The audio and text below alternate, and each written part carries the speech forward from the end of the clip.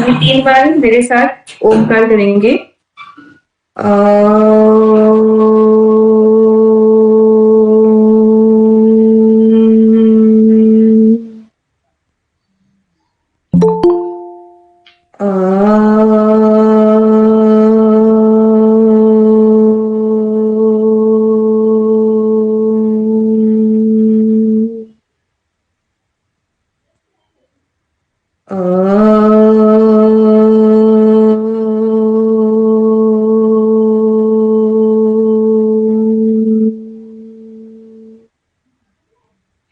अभी हम सब लोग नमस्कार कोड में आ जाएंगे। श्री गणेश वंदना। वक्रतुंड महाकाय सूर्यकोटि समप्रभ निर्विघ्नं कुरु मे देव सर्वकार्येषु सर्वदा। अभी हम सब लोग प्रतिज्ञा करेंगे। हम प्रतिज्ञा करते हैं आजीवन यम और नियम का पालन करेंगे, पूरे विश्व में योग का पताका फहराएंगे, हमारी संकल्प शक्ति सुदृढ़ है, पवित्र है, अवैध है। हम अपनी संकल्प शक्ति से सब कुछ कर सकते हैं। हमारे पास अजय मनोबल है, अजय मनोबल है, अजय मनोबल है। ओम शांति ही शांति ही शांति ही। अभी अपने दोनों हाथ को रब करेंगे और आंखों में लगेंगे। प्रणाम मैम। प्रणाम। तो ये बहुत अच्छे से प्रेयर करवाई, ठीक। अब तक जितने लोग प्लेटफॉर्म पे थे उन सबसे अच्छी और रियल में सही करवाई, ठीक। ये सबसे बेस्ट वे था प्रेयर का। Thank you ma'am. आप कहाँ से बिलोंग करते हैं? मैं उड़ीसा की बलांगीर डिस्ट्रिक्ट से। लेकिन आपका जो प्रोनाउंसिएशन है, फोनेटिक्स है, वो काफी क्लियर है, इसलिए कोई बात नहीं। क्योंकि क्या होता है ना, जहाँ पर हम लोग होते हैं आप बलांगीर से हो? जी जी। यस, मैं सुवर्णपुर से हूँ। मैं सुवर्णपुर। बाद में करेंगे मैम। अब हम लोग ओपन करते हैं पीडीएफ।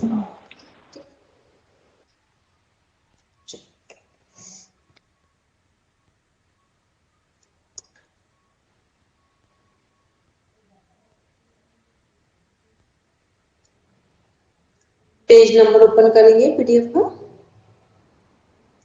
स्टार्ट करेंगे कोई भी एक लोग।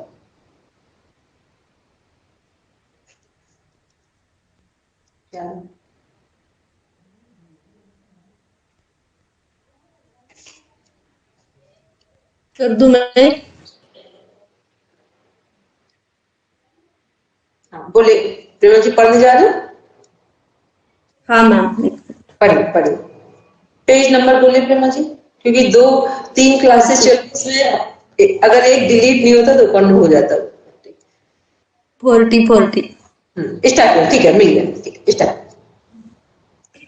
अनाक से श्वसन प्राय जीवी में गहराई पर स्थित ऊतकों में अंकुरित होते बीजों में फलों में अल्प समय के लिए होता है। अनाक से श्वसन को शर्करा किण्वन भी कहा जाता है।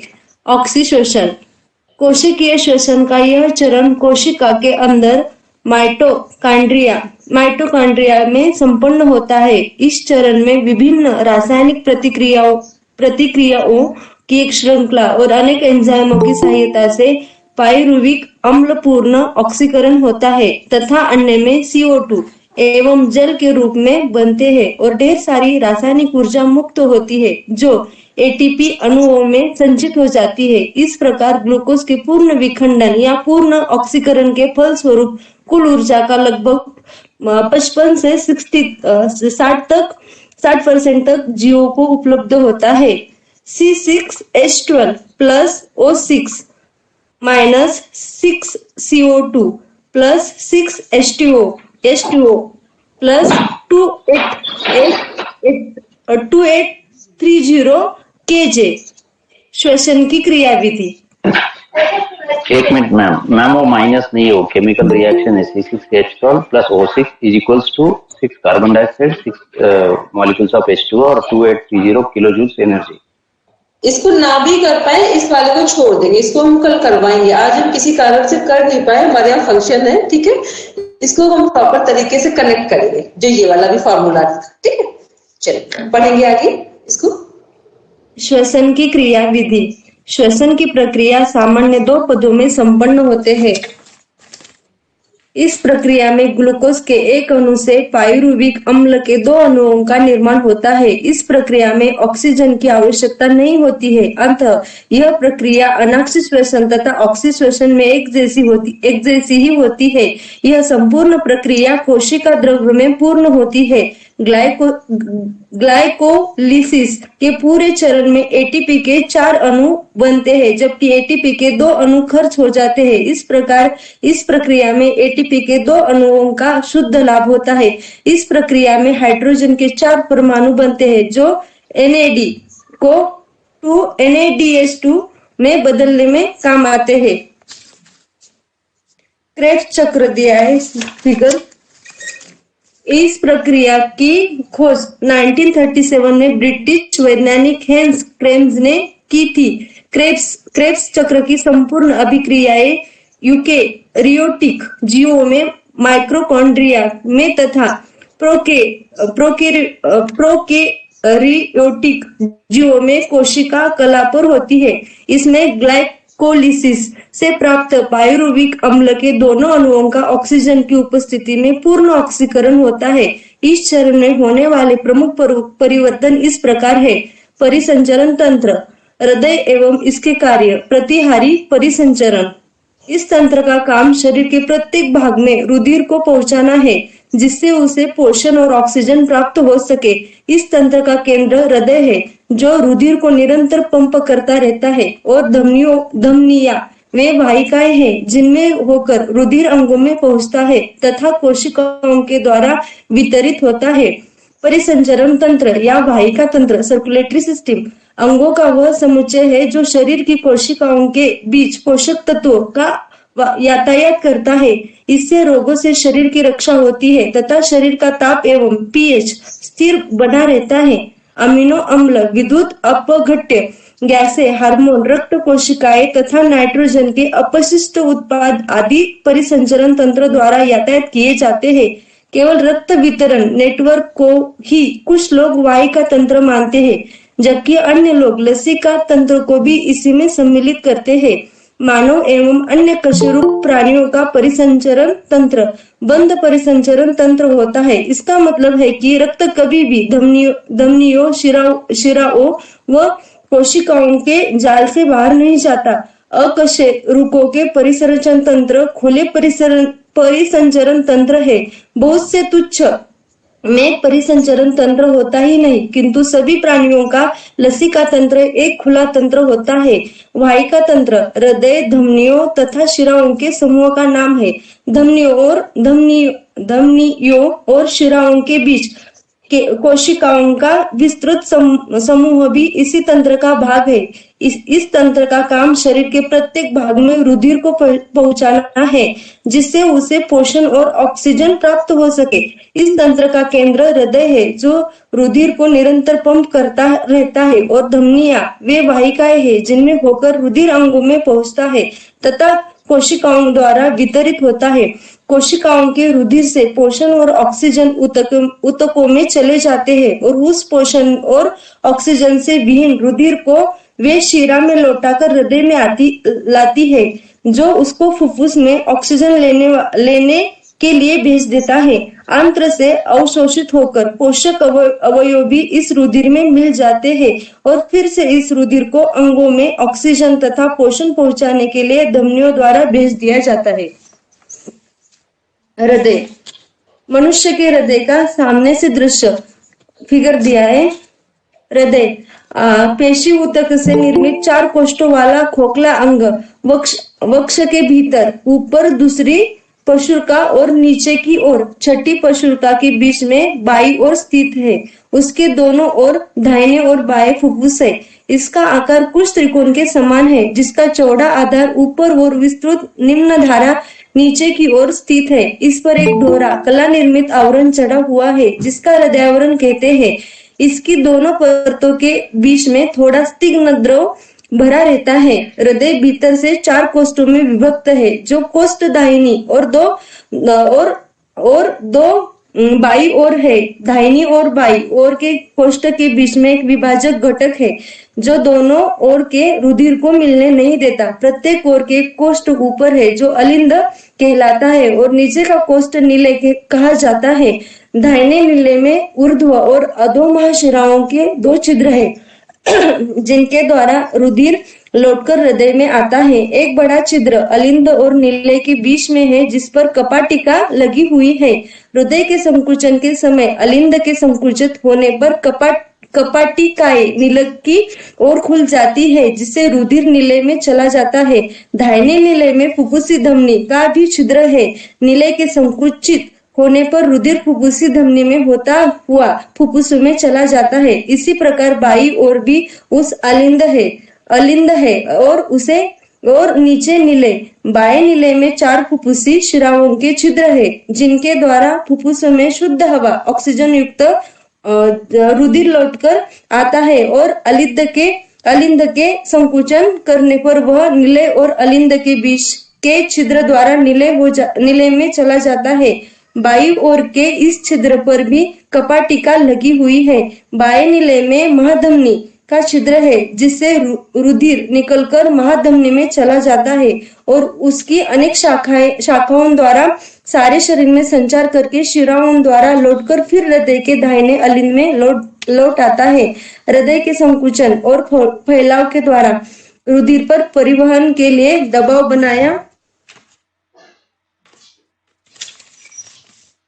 बनाया जाता है, जिसे हम हृदय के धड़कन द्वारा महसूस करते हैं। इसे ही हृदय स्पंद कहते हैं।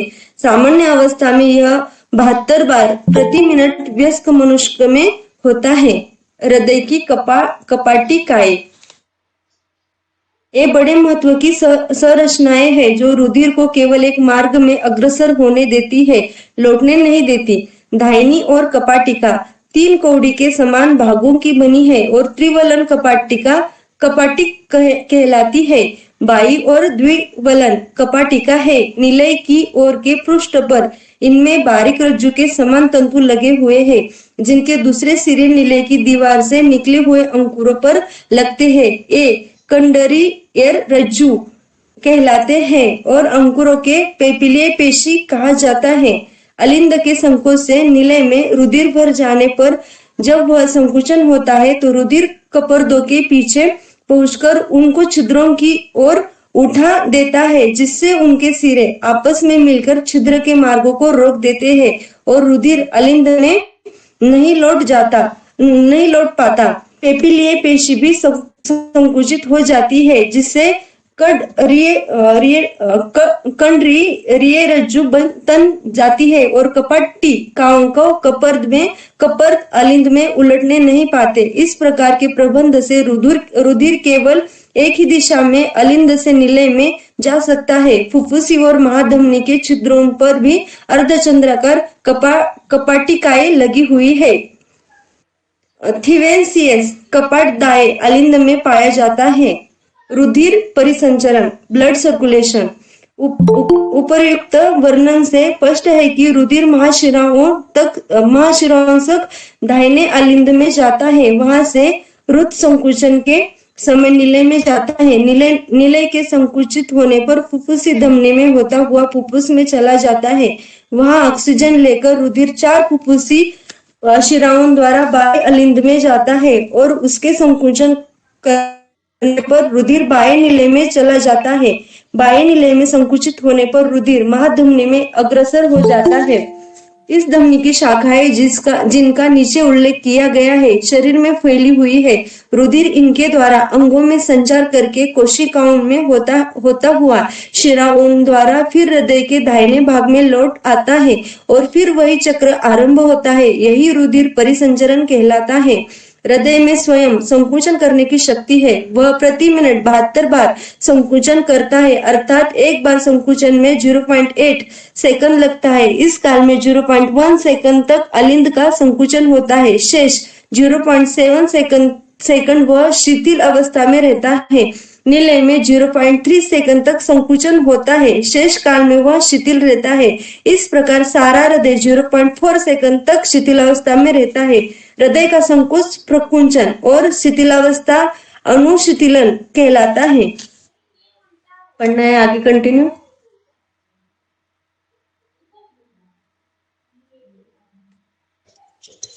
केंद्रीय हम लोग देख रहे हैं, नहीं अभी पढ़ना है, ठीक है। अभी हम लोग देख रहे हैं हार्ट। हार्ट किससे रिलेटेड है? यहाँ पर एक हम लोग ने एक पॉइंट देखा, एक वर्ड लसिका लिखा हुआ था, लसिका तंत्र और लसिका लिखा हुआ था। हमने आपसे बताया था जब सिस्टम काउंट करवाए थे कि रेस्पिरेटरी सिस्टम, लिम्फेटिक सिस्टम और circulatory system. Respiratory system, lymphatic system, then circulatory system, ये तीनों क्या है? आसपास में एक ही जगह पर है, ठीक है। मतलब जो स्थान है वो हमारे जहां पर लंग्स है वहीं पर हार्ट का भी स्थान है और वहीं पर हमारा लिम्फेटिक सिस्टम भी है, ठीक है। अभी हम लोगों ने देखा, पहले हम लोगों ने लंग्स पढ़ा और लंग्स के बाद हार्ट को डिफाइन किया गया है। तो लंग्स का वर्क क्या था? ब्लड को प्यूरिफाई करना, और हार्ट का वर्क है सप्लाई करना। तो पहले हम लोग हार्ट की थोड़े से हार्ट के बारे में चीजों को समझ लेते हैं। पहली चीज देखेंगे, हार्ट क्या है? प्रत्येक व्यक्ति की अपनी मुट्ठी के आकार का है, ठीक। हार्ट का शेप कैसा है? बंद मुट्ठी, जब अंगूठे को अंदर करेंगे, बंद मुट्ठी का जो शेप है व्यक्ति का अपना पर्सनल, उसके आकार का शेप है, ठीक? दूसरा जो हार्ट है, एक ऐसा फंक्शन है हार्ट जो जिस दिन से बच्चा गर्भ में होता है और उसके अंदर प्राण पहुंचते हैं, उस दिन से हार्ट की फंक्शनिंग शुरू होती है, और जब तक जीवन है तब तक लगातार कोई अंग यदि काम करता है तो एकमात्र हार्ट है। यदि हार्ट काम करना बंद करेगा तो व्यक्ति डेड बॉडी घोषित कर दिया जाएगा, ठीक। एक क्वेश्चन पूछा जाता है कि कौन सा ऐसा ऑर्गन है जो जीवन पर्यंत काम करता है और जब काम करना बंद करता है तो उसका कोई सॉल्यूशन नहीं है, ठीक, व्यक्ति डेड हो जाएगा।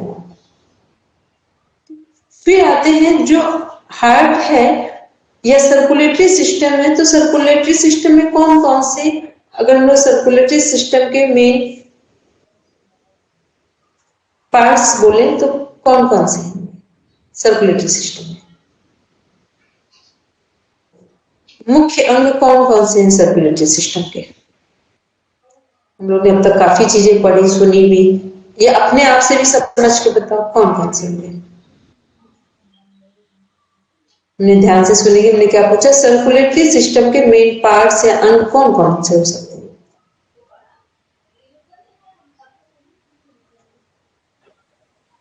पाचन तंत्र के अवयव और श्वसन तंत्र के अवयव, जिनमें पोषक तत्वों का आना जाना होता है। अंग पूछे, हमने कहा कि मेन, इसमें इसके मेन ऑर्गन कौन से हो सकते हैं? जब मेन, जैसे हम लोग बोलते हैं ना, रेस्पिरेटरी सिस्टम में लंग्स भी हो गया, nose, trachea, windpipe, pharynx, larynx, ऐसे ही सर्कुलेटरी सिस्टम में कौन कौन सी चीजें? नोज होगा मैम, नोज, लंग्स। सर्कुलेटरी वो हमारा रेस्पिरेटरी में जाएगा। सर्कुलेटरी में पहला है हार्ट, ठीक, पहला है हार्ट। सेकेंड है ब्लड, ठीक, पहला फर्स्ट हार्ट, सेकेंड ब्लड।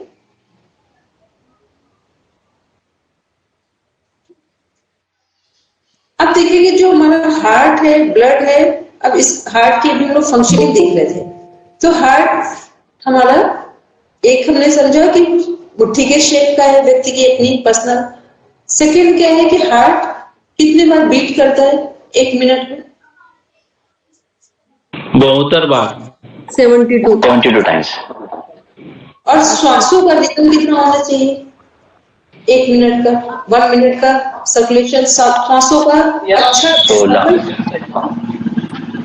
12 तक 12 से 16। नॉर्मल आता है 12 से 16 के बीच में या 15 से 16 के बीच में, ठीक। अब इसको बेटर किया जाए तो क्या करेंगे? अगर श्वासों के रिदम को और अच्छा किया जाए तो क्या करेंगे?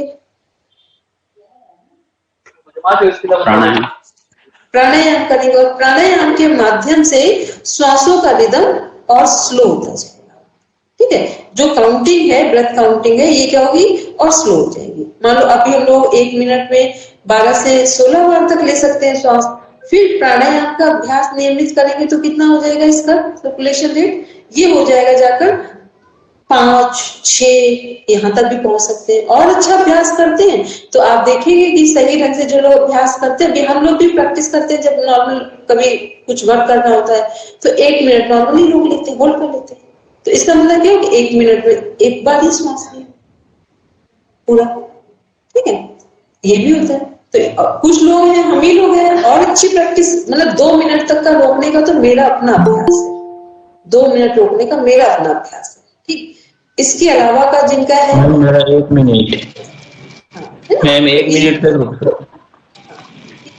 लेकिन बस ध्यान रखेंगे, जो लोग भी श्वास रोकते हैं 1 मिनट, ठीक है, इस बात को कहीं राइटिंग नोट डाउन कर लेंगे, माइंड में भी और राइटिंग में भी, क्योंकि कुछ चीजें हम लोग करते तो हैं और यदि हमने ध्यान नहीं दिया तो योग हमारा महारोग में कन्वर्ट हो जाएगा, योग हमारा महारोग में कन्वर्ट हो जाएगा।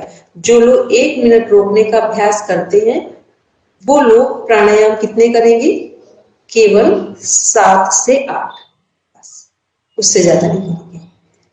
7 से 8, 7 to 8। यदि 1 मिनट रोकने का अभ्यास है, इससे ज्यादा नहीं करेंगे, नहीं तो दिमाग में खुश्की चढ़ जाएगी, सिजोफ्रेनिक पेशेंट बन जाएंगे, ठीक। इस बात पे ध्यान रखें। मतलब 7 से 8 आवर्तन करे, किसी भी प्राणायाम को करे तो 7 से 8 ही आवर्तन करे, या बस 7 से 8। अगर रोक रहे हैं 1 मिनट होल्ड कर रहे हैं, यदि 1 मिनट होल्ड करते हैं, जिनका अभी प्रैक्टिस है, वो क्या करेंगे? वो केवल 7 से 8 प्राणायाम करेंगे। डीप ब्रीदिंग आप कितना भी करो, डीप ब्रीदिंग का मतलब ब्रेथ काउंटिंग करना हो, डीप ब्रीदिंग, लेकिन रोकने वाला प्राणायाम 7 से 8 के बाहर नहीं जाएंगे, ठीक। नहीं तो लॉन्ग टर्म इसको फिर आपको नुकसान होने शुरू हो जाएगा। फिर वो आप जब ये प्रैक्टिस करेंगे ना तो आपको नेचुरल कुछ ऐसे सिम्टम मिलने लगेंगे, फिर आपको कुछ समझ में आ जाएगा कि अब आगे क्या करना है, बस, ठीक। इतना बस, इसके आगे बहुत डीप में नहीं जाएंगे, इतना बस हिंट करके आपको बताया हमने।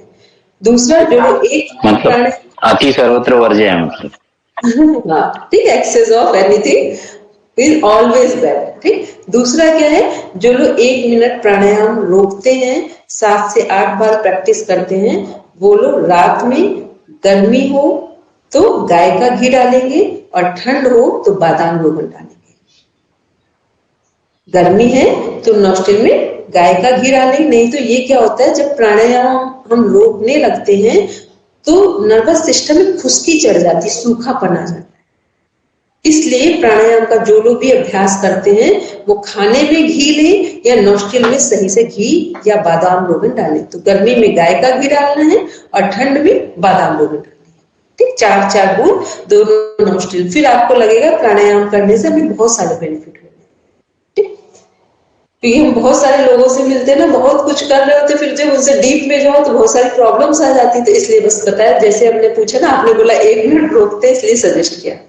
चलिए अब हम लोग बात करते हैं, जो हार्ट की बात कर रहे थे तो हमने लंग्स की बात की, फिर ऐसे हार्ट में हमने सर्कुलेटरी सिस्टम का मेन पार्ट है हार्ट, और हार्ट से रिलेटेड है हमारा ब्लड।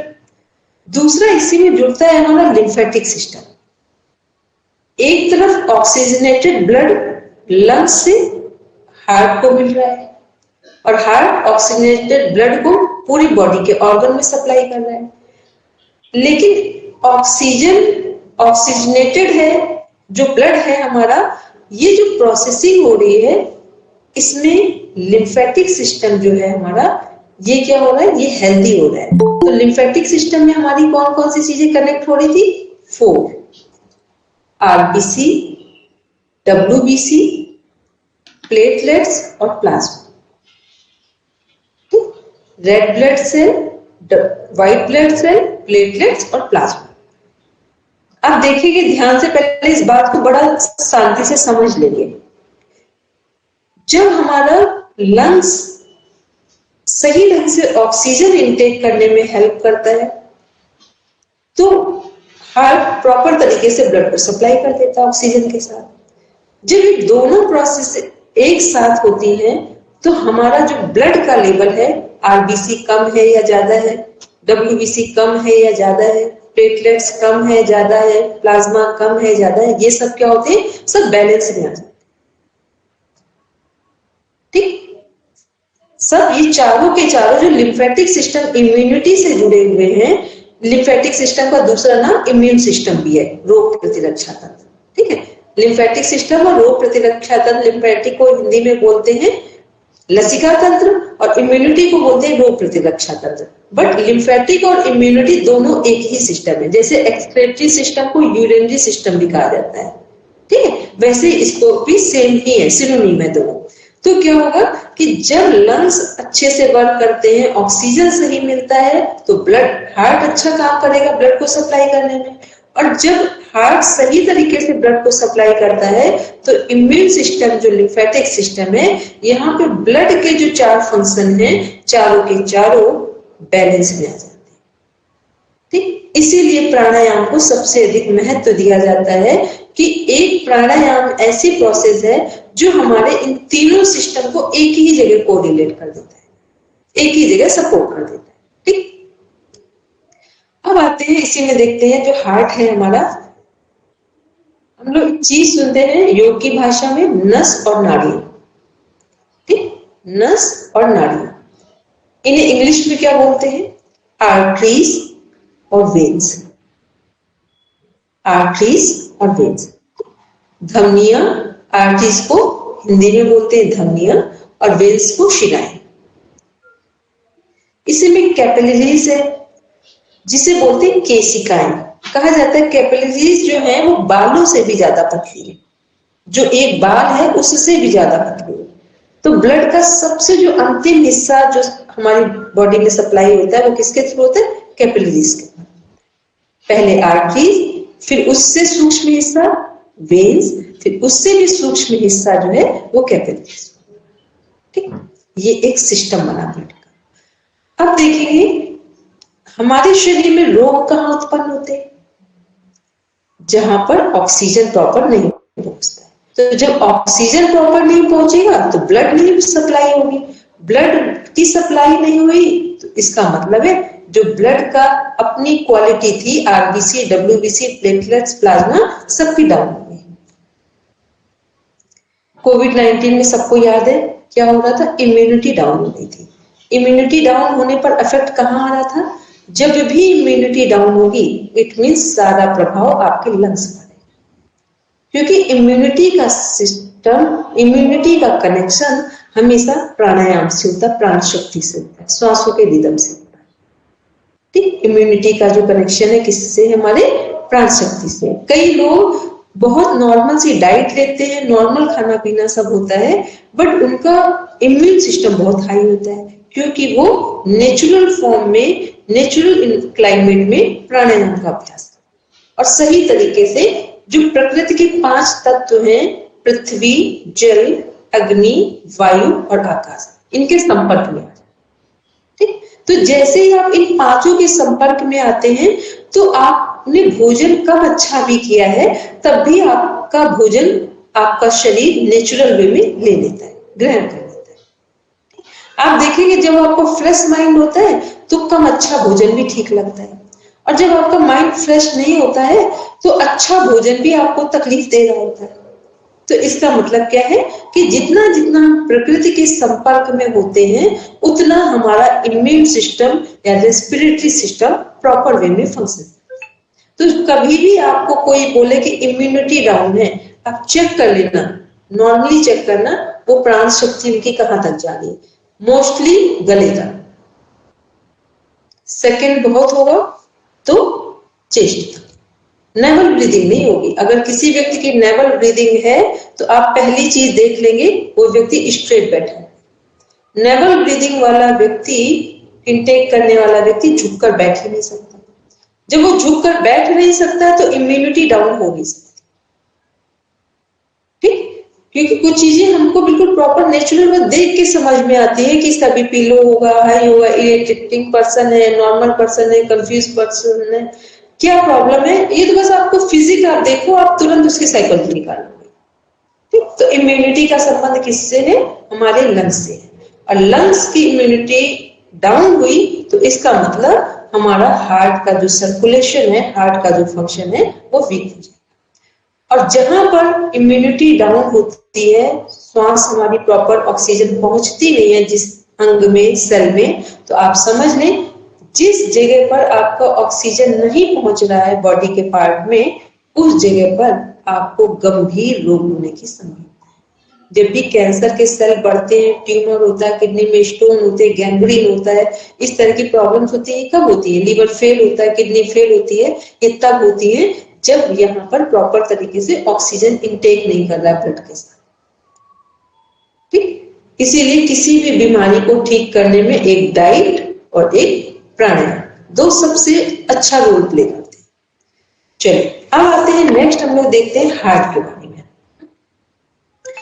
हार्ट को अगर हम लोग देखेंगे तो हार्ट क्या है? 4 चैम्बर्स हैं हार्ट में। आपके सामने हार्ट है, हार्ट में कितने चैम्बर है? 4 चैम्बर्स।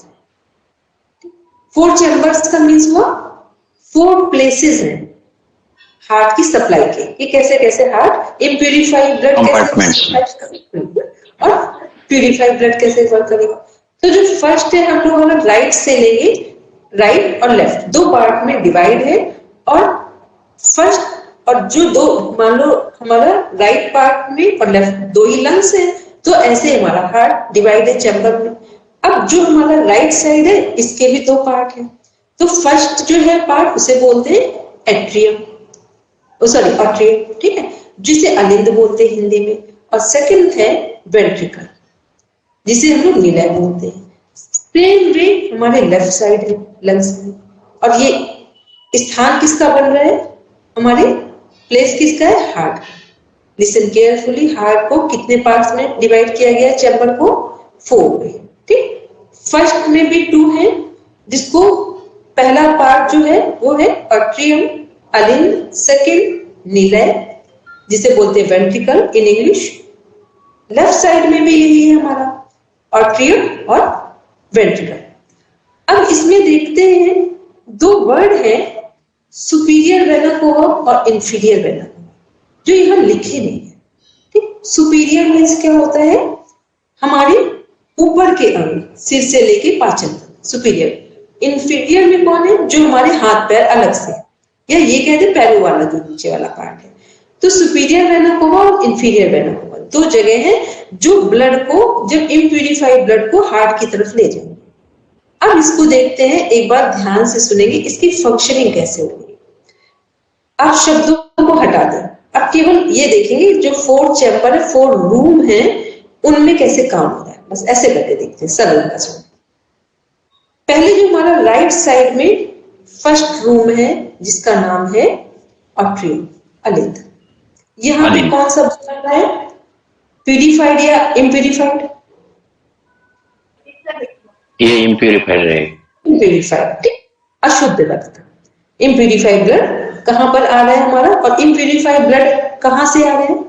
हमारी पूरी बॉडी से, ठीक, पूरी बॉडी का। ठीक, इम्प्यूरिफाइड ब्लड को लंग्स से कैसे कनेक्ट कर देंगे? जो कार्बन डाइऑक्साइड के रूप में गैसेस के फॉर्म में बाहर निकलेगा। ठीक, गैसेस का आदान प्रदान यही तो ना, तो ऑक्सीजन और कार्बन डाइऑक्साइड। तो इम्प्यूरिफाइड ब्लड हमारा कहां पर आया है? कलेक्ट हुआ राइट आर्ट्रियम में, अलिंद में। ठीक है, फर्स्ट रूम जो है हमारा राइट साइड। इसके बाद क्या हुआ कि पहले वहां आया, 1 से 3 सेकंड के लिए रुका, उसके बाद अशुद्ध रक्त कहां पहुंचा? आगे किस ओर गया? राइट, नीले में, राइट में। और जो जहां से ब्लड नीचे आता है, उसके ऊपर वाला दरवाजा बंद हो जाता है। ठीक है, ये ट्राइकिस्पिड वॉल्व, बाइकिस्पिड वॉल्व, ये इस तरह के 4 इसके वॉल्व है। ठीक, अब इसको भी हटा दो। बस इतना समझ लो कि जो एट्रियम से फर्स्ट रूम से सेकंड रूम में जो ब्लड जा रहा है, तो सेकंड रूम में आते ही फर्स्ट का दरवाजा बंद हो गया। अब वापस ब्लड नहीं जा सकता एट्रियम में। फिर क्या होगा, ये सर्कल कैसे जा रहा है, अब राइट, पहले फर्स्ट रूम में, फिर सेकेंड रूम में राइट साइड, अब ये जाएगा लेफ्ट साइड में थर्ड रूम में, फिर आर्ट्रियम में पहुंचेगा। आर्ट्रियम में जो ब्लड पहुंच रहा है, अब यहाँ क्या होगा, ये लंग्स का प्लेस है जहां पर ब्लड प्यूरिफाई हो जाएगा। इम्प्यूरिफाइड ब्लड किधर था हमारा, राइट साइड में, दोनों जो रूम है राइट साइड, ठीक। प्यूरिफाइड ब्लड कहाँ जा रहा है, पहले इम्प्यूरिफाइड ब्लड प्यूरिफाई होगा, ठीक है। तो प्यूरिफाई होगा कहां पर, थर्ड में, एट्रियम आर्ट्रियम में हो रहा है। तो अब प्यूरिफाई हो कैसे रहा है, जब हम श्वास सही ऑक्सीजन के साथ लेते हैं, ठीक। जो श्वास हमने क्या किया, ब्लड प्यूरिफाई कैसे हो रहा है, जो राइट साइड से दोनों रूम से ब्लड आया है लेफ्ट में, यहां पर गैसेस के फॉर्म में हमने कार्बन डाइऑक्साइड बाहर छोड़ दी नोस्ट्रिल से, ठीक। और अब हमने प्रॉपर ऑक्सीजन इनटेक किया। जो ऑक्सीजन इनटेक किया है वही क्या है, गैसेस के फॉर्म में इम्प्यूरिफाइड ब्लड कार्बन डाइऑक्साइड के रूप में बाहर गया, और गैसेस के फॉर्म में ऑक्सीजन हमने इनटेक किया। जैसे ही हमने ऑक्सीजन इनटेक किया श्वासों के माध्यम से, ब्लड क्या हो गया, प्यूरिफाइड, ब्लड प्यूरिफाइड। अब क्या हुआ, ये जो प्यूरिफाइड ब्लड है ये कहां पहुंचेगा, लेफ्ट वेंट्रिकल में, ठीक। लेफ्ट वेंट्रिकल में एक धमनी है, इसका नाम लिखेंगे, ये आपका क्वेश्चन है मोस्ट इंपॉर्टेंट, अरोटा महाधमनी, है अरोटा, इसे बोलते हैं महाधमनी, ठीक। इसमें आपका ब्लड पहुंचेगा, फाइनल प्यूरिफाइड ब्लड कहां पहुंचता है, अरोटा में। अरोटा वो महाधमनी है, आर्टरीज है, जहां से ब्लड, प्यूरिफाइड ब्लड पूरी बॉडी के सभी ऑर्गन में पहुंच जाएगा, जो हार्ट का एक प्रॉपर प्लेस है, ठीक। ये क्या है, ये एक चक्र पूरा हुआ। और ये एक चक्र कैसे पूरा होता है, बस हमने श्वास ली और श्वास छोड़ी, श्वास ली तो ऑक्सीजन पहुंच गई पूरे बॉडी में, ब्लड सप्लाई हो गया, और श्वास छोड़ी तो पूरी बॉडी का कार्बन डाइऑक्साइड इम्प्यूरिफाइड ब्लड गैसेस के फॉर्म से हमने बाहर छोड़ दिया। अगर हो सकता है बहुत आप नहीं समझो, इतना बड़ा आपके लिए कोई, आपको एमबीबीएस की तैयारी नहीं करनी है, बट हमें अपने लिए तो तैयारी करनी है कि हमें खुद का बॉडी का मैकेनिज्म तो पता हो, ठीक है। ये जरूरी नहीं कि आप कोई मेडिकल के स्टूडेंट बनने जा रहे हैं, बट इतना तो पता होना चाहिए कि हमारे बॉडी में फंक्शनिंग कैसे होती है, क्योंकि यदि आपको फंक्शनिंग नहीं पता होगी तो कभी भी योग की प्रॉपर चीजों को फील नहीं करना, ठीक। प्राणायाम से लाभ होता है कि हानि होती है, कब पता चलता है, जिनको सही से प्राणायाम करते समय फील कर पाते हैं कि श्वास हमने कहां तक लिया है, लंग्स में खालीपन आया है, जो कफ है वो मेल्ट हुआ है, हार्ट में ब्लड की सप्लाई ठीक हो रही है। अगर किसी व्यक्ति का बीपी हाई और लो दोनों फ्लक्चुएटेड नहीं हो रहे, नॉर्मल है, इसका मतलब है हार्ट सही काम कर रहा है, इसका मतलब है कि किडनी सही काम कर रही है, इसका मतलब है कि लंग्स प्रॉपर ऑक्सीजन के साथ ब्लड की सप्लाई कर रहे हैं, ठीक।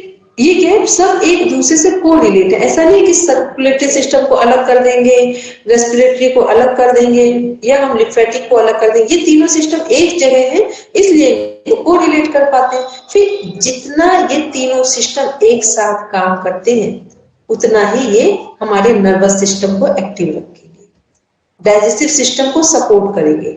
यदि ये सिस्टम सही से काम नहीं करेंगे तो जो डाइजेस्टिव सिस्टम में हमारे जूसेस सिक्रेट होते हैं वो सिक्रेट नहीं करेंगे, ठीक है, वो कुछ नहीं है, जो हार्मोन्स का सिक्रेशन है वो कुछ भी नहीं हुआ, क्योंकि सबका जो माध्यम है वो हमारे लंग्स है ऑक्सीजन इनटेक। ऑक्सीजन होगी प्रॉपर तो ही आपकी चीजें ठीक रहेंगी बॉडी की। यदि आप बहुत स्ट्रांग हो, सब कुछ अच्छा हो, लेकिन आपका प्राण तत्व कमजोर पड़ जाए, ये प्राण तत्व का कमजोर होना क्या है, इम्यूनिटी का डाउन होना। प्राण तत्व का कमजोर होना क्या है, इम्यूनिटी का, रोग प्रतिरक्षा तंत्र का कमजोर होना, लंग्स की फंक्शनिंग का वीक होना, ठीक है। तो ये हमने हार्ट के लिए अभी हम लोगों ने क्या देखा। फिर इसी में हार्ट में क्या होता है, सिस्टोल और डिस्टोल, सिस्टोलिक डिस्टोलिक प्रोसेस होती है। ये क्या है, जो हार्ट पंप करता है। पूरा जो हमारा हार्ट है पूरे ब्लड की सप्लाई को बॉडी में जो एक बार करता है कितने सेकंड में कंप्लीट कर देता है? कितने सेकंड में कंप्लीट कर देगा ब्लड? सॉरी हार्ट 0.8 सेकंड में। अब आप समझ 0.8 सेकंड लग रहा है, इसीलिए तो 1 मिनट में 72 बार हार्ट धड़क रहा है, हार्ट की बीट हो रही है, तभी तो कर पाएगा। नहीं तो 1 मिनट में सेकंड कितने होते हैं? 60 और वो 72 टाइम्स काम कर ले रहा है, तो इसका मतलब 0.8 सेकंड से उसे काम किया जाता है। ठीक, तो ये क्या है? ये पूरे हार्ट का एक चक्र है, और हार्ट को ठीक रखना है तो किसका सहारा लेना है? किसको ठीक रखना है? हमें अपने लंग्स की कैपेसिटी। जितना सही से प्राणायाम करेंगे, जो लोग टाइडल वॉल्यूम बोले में से, हाँ, लंग्स की टाइडल वॉल्यूम हमें बढ़ानी है। हाँ, ठीक है, तो बस उतना काम करना है। और ध्यान रखें कि जहां भी श्वास लें, दिन भर का कोई भी आप कुछ भी करें, कैसे भी आप मैनेज करें दिन भर की प्रोसेस को, बट मॉर्निंग में आप ऑक्सीजनेटेड एयर ही लें।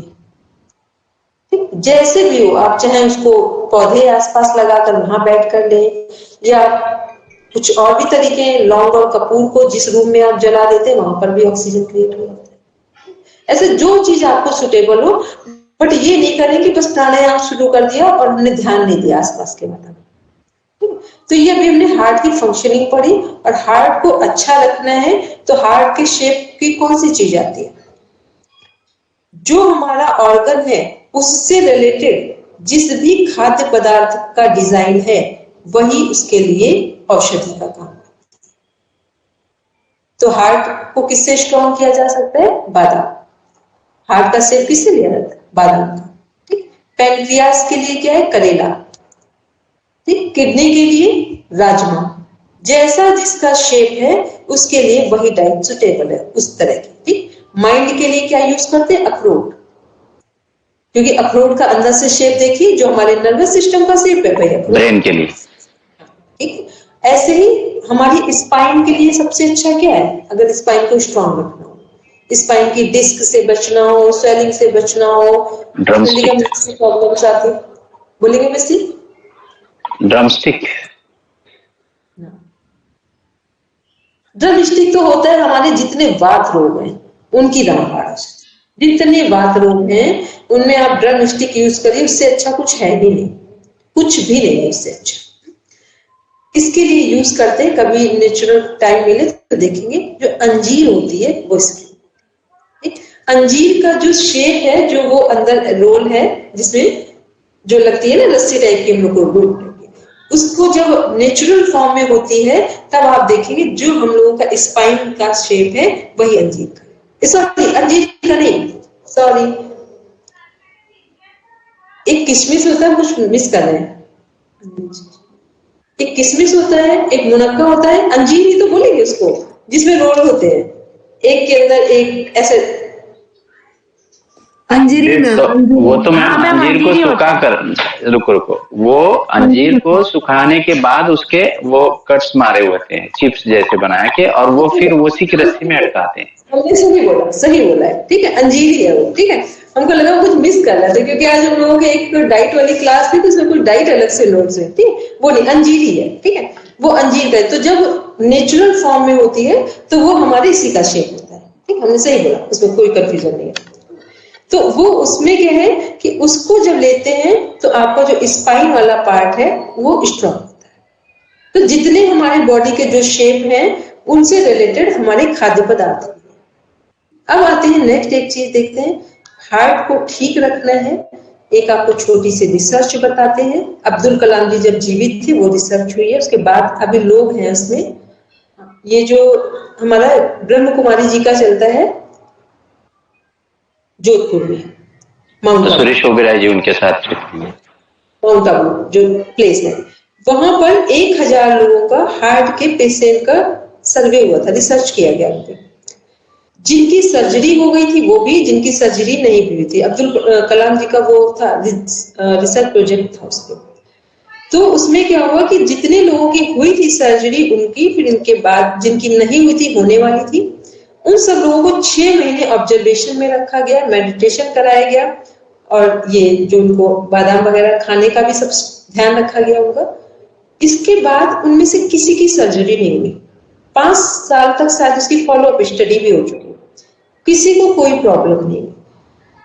ये रिजल्ट निकल के आया टोटल में कि हार्ट जो है, हार्ट का काम क्या है, हम लोग कितना भी मेडिकल साइंस पढ़ लें, एक जगह मेडिकल साइंस 0-0 फेल होती है जाकर। ठीक, डायग्नोस में मेडिकल साइंस सबसे अच्छी है, एक्सीडेंटल केसेस में मेडिकल साइंस बहुत अच्छी है, बस इसके बाद फिर नहीं। उसमें क्या रिजल्ट निकल के आया कि जो हार्ट है, हार्ट का काम है ब्लेसिंग्स देना। आशीर्वाद कहाँ से निकलते हैं व्यक्ति के? हृदय से, दिमाग से नहीं है। ठीक है, किसी से प्रेम करना हो, बच्चे को बहुत प्यार करना हो, तो कहाँ से? हार्ट से उसका संबंध होगा, दिमाग से नहीं होगा। ठीक, इसलिए यदि हार्ट को हम फॉरगिव और फॉरगेट वाली डेफिनेशन समझा दें, फॉरगिव भूल जाओ, तो क्षमा करो, और फॉरगेट भूल जाओ, यदि ये डेफिनेशन समझा दें तो हार्ट की बीमारियां कम हो जाएंगी। बीमारियां कम नहीं होंगी, होंगी ही नहीं, क्योंकि इस समय हम लोग ने क्या कर रखा है, हार्ट को इतना गंदा स्थान दे दिया है, जिसको देखो वो ये कह रहा है कि हम इसको क्षमा कर ही नहीं सकते, इस जन्म में तो हम इनको क्षमा ही नहीं करेंगे। ठीक, तो इसका मतलब क्या है कि हार्ट का जो रोल है, हार्ट की जो डाइट है, हार्ट का जो वर्क है, वो नहीं हो रहा है। अब हम लोग मेडिकल साइंस में बहुत सारी चीजें पढ़ लें, सब कुछ कर ले, समझ ले, उसके बाद हम घृणा ढंग से कर रहे हैं, क्षमा कर ही नहीं रहे, तो आपका हार्ट कभी भी अच्छा काम नहीं। ठीक, तो बस ये क्या है, ये ओवरऑल लास्ट में जाकर साइंस किस में कन्वर्ट होता है? जाकर योगिक साइंस, कि अपने हार्ट को ठीक रखना है, तो सब कुछ लेने के बावजूद भी हार्ट का जो काम है वो ध्यान रखेंगे। रात में सोते समय सबको क्षमा करके सोएंगे, सुबह उठते समय अपने आप को बहुत प्यार रखेंगे। 2 चीजें ध्यान रखेंगे तो हार्ट आपका सही से काम करेगा। अब हम लोग कल जो इसका बचा हुआ पार्ट है उसको लेंगे, और इसमें जो एटीपी वगैरह वाला पार्ट है, लंग्स वाला, उसे एक बार हम समझा देंगे। ठीक, अभी किसी का कोई क्वेश्चन हो तो एक क्वेश्चन हो तो पूछ ले, अदरवाइज शांति बात करें। मैम प्रश्न हो ही नहीं पाते।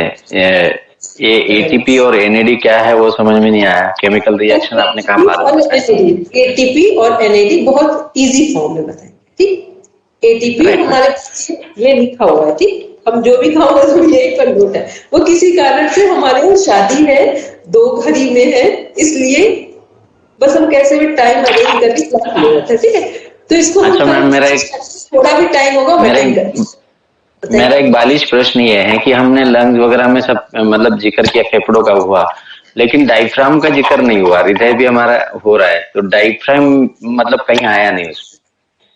हम एटीपी, एनएडी और डायग्राम ये हम अपनी तरफ से आपको अरेंज करते हैं। ठीक है, ये हम करते हैं। ठीक, यदि कल हम लोगों का ये वाला जो रह गया पार्ट, इसको हम पूरा कंप्लीट करेंगे, तो जो परसों वाली क्लास है उसमें इसे ऐड भी करेंगे, और जिसके जो क्वेश्चन है वो समझा देंगे। ठीक, एनएडी, एटीपी और इसका जो डायग्राम है वो प्रॉपर 1 to 1 करके किसका क्या फंक्शन है उसके साथ, और उसका एक सर्कल बना देंगे, उसे इतना काम। ठीक है, क्योंकि पढ़ाते इसी फॉर्म में, बस क्या है आपका जो लंग्स वाला है ना, अगर हम नेट जेआरएफ के फॉर्म में लेंगे तो कुछ लोग जो साइंस के स्टूडेंट हैं उनको तो ठीक लगेगा, बाकी सब बोर हो जाएंगे। क्योंकि नेट जेआरएफ नहीं मैम, आपने हृदय का फंक्शन इतने अच्छे से बताया ना, 4 कंपार्टमेंट करके, RH आर्ट्रियम से, RH वर्टिकल, वर्टिकल से फिर लेफ्ट आर्ट्रियम, और फिर लेफ्ट वेंट्रिकल, और महाधमनी का जो रोल बताया आपने, मतलब वही शरीर में ले जाती है, फिर वापस से आके RH आर्ट्रियम में आ जाता है। तो आपने बिल्कुल आसानी से बता दिया, मतलब मेरी पीडीएफ की जो उलझन पड़ी हुई थी आपने बिल्कुल आसानी से सरल भाषा में उसको सुलझा दिया। कल भी हम आपको ये जो लंग्स वाला है ना, इसको भी बहुत इजी गोइंग समझाएंगे। हम बस एक छोटा सा डायग्राम लेंगे, और एनएडी और एटीपी और जो और गैसेस हैं ये कैसे सर्कुलेट कर रहे हैं और कैसे कनेक्ट हो रहे हैं। ठीक, उसको हम प्रॉपर तरीके से समझा देंगे, इतना हमें आता है अपनी तरफ से सही। मैम बताए जी मैम, मैम जो हार्ट से जैसे मतलब जो नीले जैसे राइट से जैसे बाएं आलंद से मतलब फोर्स हम आते हैं मैम, तो 120 से 120 की स्पीड में फोर्स देते हैं और 80 की स्पीड में वापस हार्ट में लाते हैं मैम। तो जैसे माँ चीरा और चीरा, जैसे माँ धमनी धमनी और छोटी धमनी से केशिका तक जाते हैं मैम। केशिका से छोटी शिराएं शिराएं माँ शिराएं से वापस हार्ट में जाते हैं। तो 120 के स्पीड में जाते हैं और 80 की स्पीड में आते हैं मैम। इसका ये इसका मीन्स ये हुआ कि जब आपका जो हार्ट है, जब ऑक्सीजनेटेड ब्लड हार्ट सप्लाई करता है, तो क्या होता है कि जो हमारा हार्ट, जो हमारा बीपी का फ्लक्चुएशन है 80 और 120 का, ये रिदम में रहेगा। लेकिन यही अगर हमारा ऑक्सीजनेटेड ब्लड प्रॉपर तरीके से टाइम टाइम ब्लड बॉडी को सप्लाई हो, बहुत देर में सप्लाई हुआ तो बीपी लो हो जाएगा, बहुत जल्दी सप्लाई होगा तो बीपी हाई। ठीक है, बहुत मान लो जब आपको गुस्सा आता है तो ये जो सांसों का रिदम है फास्ट होता है। ठीक, और जब आपको बिल्कुल बीपी स्लो होता है तो आप चाहो अगर किसी से गुस्सा होना चाहे तो रोक नहीं सकते।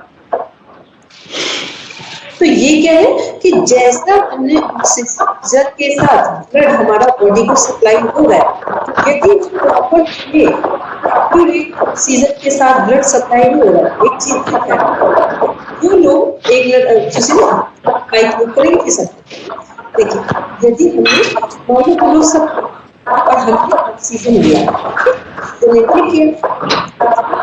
एक सुशील, हाँ ठीक, अब से तो हमने ऑक्सीजन इनटेक किया। अब क्या हुआ कि ऑक्सीजन बार हम लोग प्रॉपर ऑक्सीजन ले रहे हैं, लेकिन ले कहां तक रहे हैं, केवल चेस्ट ब्रीथिंग कर रहे हैं। क्योंकि हमने से आपने खुद माइंड किया होगा 100 में से नहीं 1000 की बात कर रहे हैं, 1000 में से शायद आप 5 लोग निकाल पाएंगे, 5 जो नेवल ब्रीथिंग कर रहे हैं। लोगों को ये सब पता ही नहीं है, वो सब कामों में दिमाग लगा रहे हैं, उन्हें ये पता ही नहीं है कि हमारी समस्याएं क्यों बढ़ रही हैं। तो मान लो हमने चेस्ट ब्रीदिंग की है, तो चेस्ट ब्रीदिंग का मतलब है आपका बीपी लो होगा। ठीक, चेस्ट ब्रीदिंग कर रहे हैं, ऑक्सीजन भी है, तब भी बीपी लो हो जाएगा। तो आपका जो 80 का रेट था वो नीचे चला है।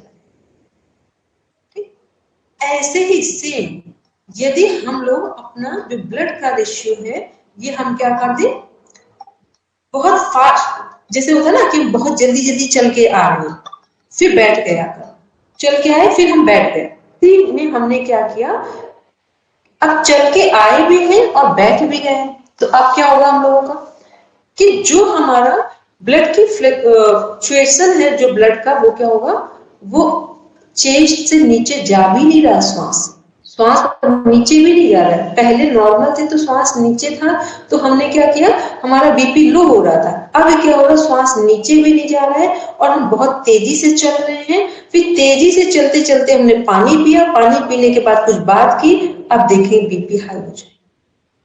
ठीक, क्यों होगा, क्योंकि हमने ना तो श्वास गहरा लिया और ना हमने बॉडी को रेस्ट दिया।